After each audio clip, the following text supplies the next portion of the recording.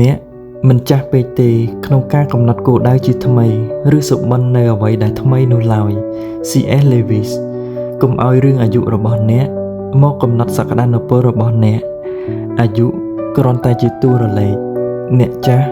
ឬក្មេងគឺអ្នកកំណត់នៅក្នុងចិត្តខ្លួនឯងបានគ្រប់យ៉ាងវាអាស្រ័យទៅលើផ្នត់គំនិតរបស់អ្នកចូលចងចាំថាអ្នកផ្ដោតគិតលើអ្វីអ្នកនឹងខ្លាចទៅជាបែបហ្នឹងអ្នកមិនចាស់ពេកទេឬមិនក្មេងពេកនៅក្នុងការកំណត់គោលដៅបទពិសោធន៍ទៅវិញទេជាអ្នកកំណត់គតិបណ្ឌិតរបស់អ្នកមិនមែនអាយុទេវាមិនយឺតពេកទេក្នុងការកំណត់គោលដៅជាថ្មីអ្នកណាក៏ដោយមិនថាអាយុប៉ុន្មាននោះទេ